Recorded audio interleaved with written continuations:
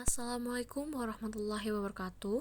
Perkenalkan, nama saya Destri Januardiana dari kelas 10-7 akan menjelaskan tentang pendekatan geografi dan prinsip-prinsip geografi.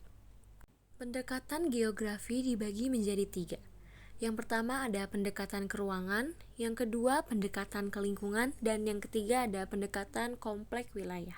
Selanjutnya pendekatan keruangan. Pendekatan keruangan merupakan upaya mengkaji rangkaian persamaan dan perbedaan fenomena geosfer dalam ruang. Contoh pendekatan keruangan. Pada musim hujan, Jakarta banjir karena sangat minim tanah untuk penyerapan air. Minim penghijauan, lahan digunakan untuk pemukiman, kantor, dan jalan. Selain itu, penduduknya membuang sampah di saluran air. Yang kedua ada pendekatan ke lingkungan. Pendekatan ke lingkungan adalah pendekatan yang berfokus pada interaksi manusia dengan lingkungan alam, serta dampak yang dihasilkan dari interaksi tersebut. Pendekatan ini biasanya digunakan untuk menganalisis permasalahan lingkungan dan mencari solusi yang berkelanjutan. Contoh pendekatan ke lingkungan. Program Go Green adalah salah satu contoh pendekatan ke lingkungan.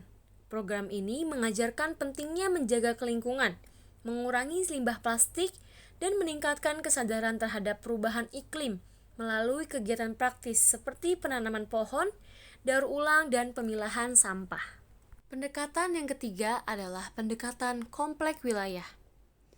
Kombinasi antara analisis keruangan dan analisis ekologi, yaitu adanya perbedaan karakteristik tiap-tiap wilayah. Perbedaan ini mendorong suatu wilayah dapat berinteraksi dengan wilayah lain. Perkembangan wilayah yang saling berinteraksi terjadi karena terdapat permintaan dan penawaran. Contoh pendekatan kompleks wilayah. Perancangan kawasan pemukiman. Langkah awal dilakukan identifikasi wilayah potensial di luar Jawa yang memenuhi persyaratan minimum, seperti kesuburan tanah dan tingkat kemiringan lereng. Langkah kedua, identifikasi aksesibilitas wilayah. Dari hasil identifikasi ini, dirumuskan rancangan untuk jangka panjang dan jangka pendek untuk pengembangan kawasan tersebut. Setelah penjelasan dari pendekatan-pendekatan geografi, selanjutnya ada prinsip-prinsip geografi. Prinsip geografi digunakan sebagai landasan guna menjelaskan suatu fenomena yang terjadi di permukaan bumi. Prinsip-prinsip geografi terbagi menjadi 4. Yang pertama ada prinsip distribusi atau persebaran, yang kedua ada prinsip interrelasi atau keterkaitan, dan yang ketiga ada deskripsi atau penggambaran, serta yang keempat ada prinsip korologi atau gabungan. Prinsip geografi yang pertama adalah prinsip distribusi atau persebaran. Prinsip distribusi berkaitan dengan distribusi gejala geosfer di muka bumi. Gejala meliputi gejala alam dan gejala manusia, misalnya gunung api di Indonesia banyak terdapat di Pulau Jawa dan di Pulau Sumatera. Prinsip yang kedua ada prinsip interrelasi atau keterkaitan. Interrelasi artinya mempunyai hubungan atau keterkaitan antara fenomena satu dengan fenomena lain. Hubungan tersebut dapat berupa hubungan timbal balik atau saling memengaruhi. Keterkaitan tersebut dapat terjadi pada gejala, fakta, atau peristiwa di satu tempat atau lokasi lain. Banyak fenomena geosfer memiliki keterkaitan satu dengan yang lain. Sebagai contoh, penduduk daerah pantai mayoritas bermata pencaharian sebagai nelayan.